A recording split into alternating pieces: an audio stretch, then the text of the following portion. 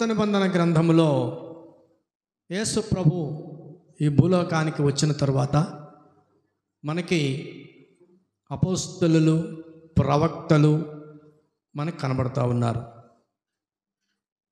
అయితే ఆది కాండములో మనకి కొన్ని దేశాలు కనబడతా ఉన్నాయి. ఆది కాండములో కనబడతా ఉన్నాయి.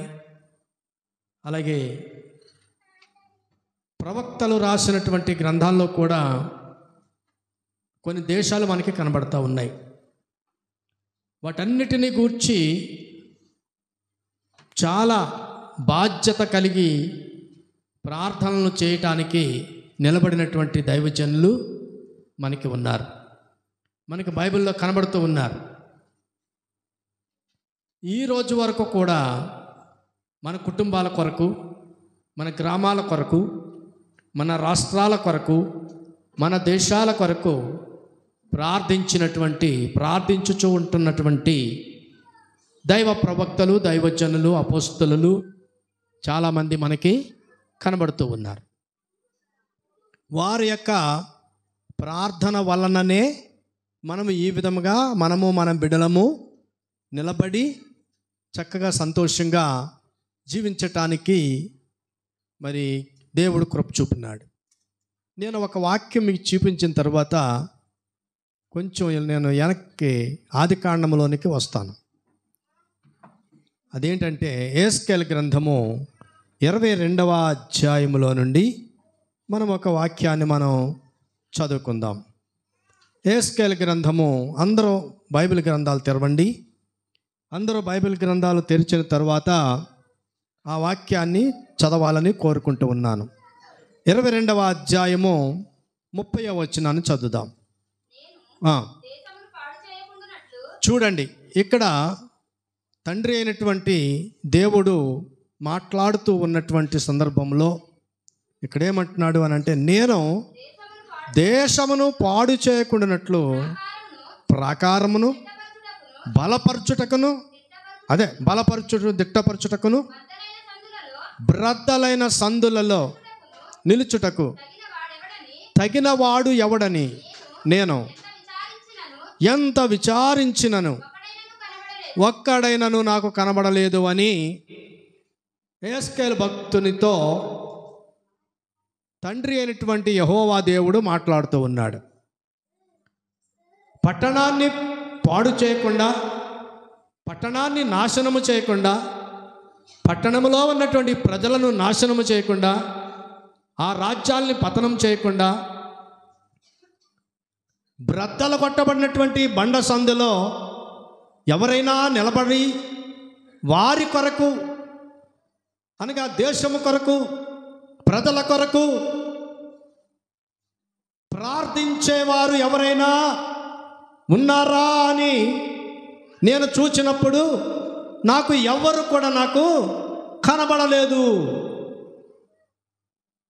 ఈ రోజున ప్రభు మనతో ప్రత్యేకంగా మాట్లాడుతున్న మాటలు ఏమిటి అని అంటే, మీ పక్షముగా, మీ కుటుంబాల పక్షముగా, మీ గ్రామం యొక్క పక్షముగా, మీ బిడ్డల పక్షముగా ప్రార్థించేవారు ఎవరైనా ఉన్నారా అని ప్రభు అడుగుతూ ఉన్నాడు. ఒకసారి మనం ఆది కాండంలోకి వచ్చినప్పుడు రెఫరెన్సులు నేను చెప్పను, పేర్లు చెప్పి నేను మళ్ళీ ఇక్కడికి వస్తాను. నోవాహు దినములలో ఏం జరిగిందండి? జలప్రళయము వచ్చింది. అది మనకి 7వ అధ్యాయం 1వ వచనం కాడ నుండి మనకు కనబడుతుంది ఆది కాండం. ఈ జలప్రళయము వచ్చినప్పుడు దేవుడు ముందే చెప్పాడు. నోవాహుతో ఏమన్నాడు? ఈ తరము వారిలో నీవొక్కడవే నీతిమంతుడుగా నాకు కనబడుతూ ఉన్నావు కాబట్టి, నీవొక్కడవే నీతిమంతుడిగా కనబడుతున్నావు కాబట్టి నీవును, నీ కుమారులకును, నీ కోడళ్లకును మరి వారు బ్రతకటానికి, సజీవంగా ఉండడానికి తగిన స్థితిని నువ్వు కల్పించుకోవడానికి ఒక ఓడను తయారు చేసుకోమన్నాడు. దేవుని స్తోత్రం. దేవుడు ఏం చెప్పాడు? నీ కొడుకులు భక్తులే, నీ కోడళ్ళు భక్తులే అని చెప్పాడా? నీతిమంతులు అని చెప్పాడా? నీ ఒక్కడవే నీతిమంతుడు అని చెప్పాడు. నోవాహుతో చెప్పిన మాట ఏంటి? నీ ఒక్కడవే నీతిమంతుడు అని చెప్పాడు. ఆ ఒక్కడి యొక్క నీతి ఎంతమందిని కాపాడింది? ఆ కుటుంబంలో 8 మందిని కాపాడింది. ఎవరినండి?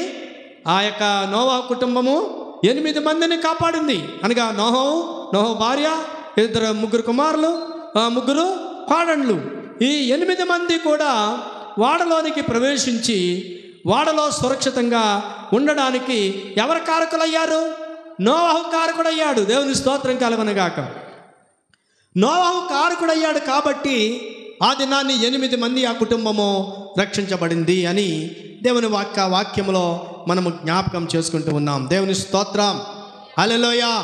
ప్రభు గొప్పవాడు. ఎందుకంటే ఎప్పుడు ఎల్లప్పుడూ రాత్రులు పగలు మనల్ని కనిపెట్టుకునే ఉంటున్నాడు, మనల్ని కాపాడుతూనే ఉంటున్నాడు. ఆయన చాలా గొప్ప దేవుడని మనం నమ్మాం. దేవుని స్తోత్రం, హల్లెలూయా.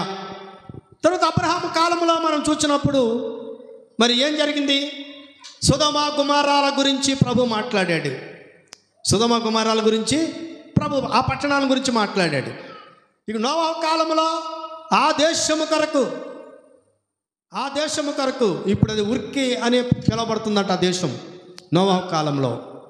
ఇది అబ్రహాము కాలంలో సొదొమ గుమొర్రాలు. సొదొమ గుమొర్రాలో ఎంతమంది ఉన్నారు? అబ్రహాం ఉన్నాడు, అబ్రహాం యొక్క భార్య ఉంది, అలాగే లోతు ఉన్నాడు, లోతు భార్య ఉంది, వారి కుమారులు కోడళ్ళు ఉన్నారు. అయితే వాళ్ళందరి నిమిత్తమై అబ్రహాం తోటి దేవుడు ఏం చెప్పాడు? ఇదిగో నరులను చేసినందుకు నేను సంతాపపడుచున్నాను, కాబట్టి ఈ యొక్క సొదొమ గొమొర్రాల యొక్క పాపము నా దృష్టికి వచ్చింది. సొదొమ గొమొర్రాల యొక్క పాపము నా దృష్టికి వచ్చింది, కాబట్టి నేను వాటిని అగ్నితో కాల్చివేయబోతూ ఉన్నాను అని అబ్రహాంతో మాట్లాడాడు.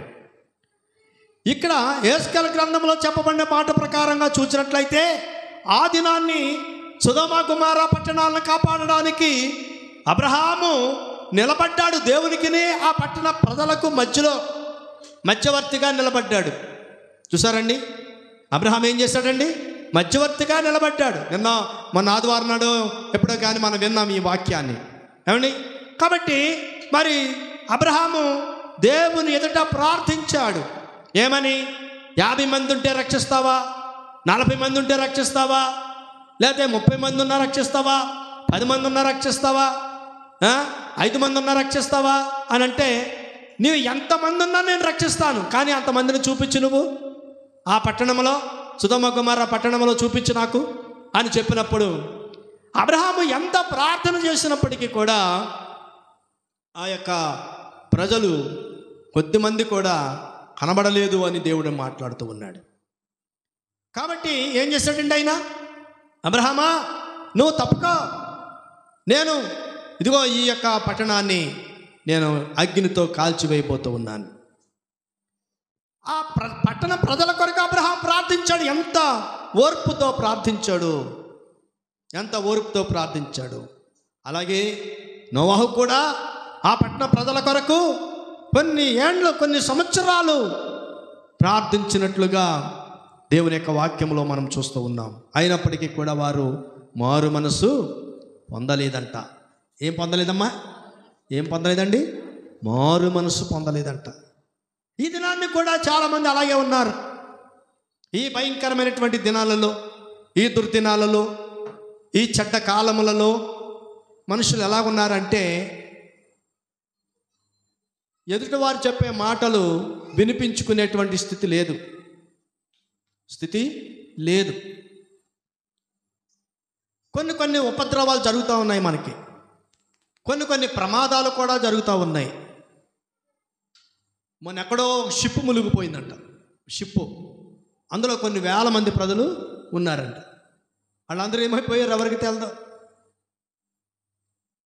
వారి కుటుంబాలు, వారి బిడ్డలు ఎంత గొళ్ళమని గోల పెడుతూ ఉన్నారు. మరి నిన్నగాక మొన్న మనకు తెలిసిన విధముగానే ఫ్లైట్, మన ఇండియా సంబంధించిన ఫ్లైట్ ఇక్కడ వరకు బాగానే వచ్చింది, అహ్మదాబాద్ వరకు బాగానే వచ్చింది. అక్కడ బయలుదేరింది 44 మంది అన్నారు, కానీ అక్కడ ఇంకా హాస్టల్లో ఉన్నటువంటి స్టూడెంట్స్ కూడా చనిపోయారు. దగ్గరికి 300 మంది అని తేల్చారు. కుప్ప కూలిపోయి అగ్నికి ఆహుతైపోయారు. ఎంత భయంకరమైన పరిస్థితి! అలాంటి ప్రమాదాలు వచ్చినప్పుడు దైవ సేవకుల యొక్క ప్రార్థనలు వారిని కాపాడడానికి చాలా ప్రాముఖ్యమైనటువంటి విషయాలు. Praise the lord. Hallelujah, hallelujah. మనము దేవునికి లోబడాలి, దేవునికి భయపడాలి. మనం సంపాదిస్తున్నాం డబ్బు, ఆ డబ్బు మనకి అక్కడికి రాదు. మనం సంపాదించే డబ్బు మనకి అక్కడికి రాదు. ఉంటే దాన్ని ఉపయోగించుకుంటాం, తింటాం, చేస్తాం, కొనుక్కుంటాం. కానీ మన ఆత్మీయ జీవితాన్ని కాపాడడానికి అది ఆ డబ్బు ఉపయోగపడదు. కాబట్టి మనం ఏమి ఆలోచిస్తూ ఉన్నామని యెహెజ్కేలు భక్తుడు మాట్లాడుతూ ఉన్నాడు. ఆనాడు కూడా తిష్పీడ్ అయినటువంటి ఏలియా అహాబు రాజు వద్దకు వచ్చి, నేను యవన సన్నిధిని నిలబడ్డానో ఆ దేవుని యొక్క మాట ప్రకారముగా గాక ఈ 3.5 సంవత్సరాలు ఈ దేశం మీద మంచైనను వర్షమైనను కురవదని చెప్పాడు. చూసారండి, 3.5 సంవత్సరాలు ఆ షోమ్రోను పట్టణం అంతా కూడా వర్షం పడలేదు, మంచు కురవలేదు, పంటలు పండలేదు, కరువు తాండమాడుతుంది. చాలా భయంకరమైనటువంటి కరువు వచ్చింది. మరి తన దాసుడు ఏలియా ఉన్నాడు అక్కడ.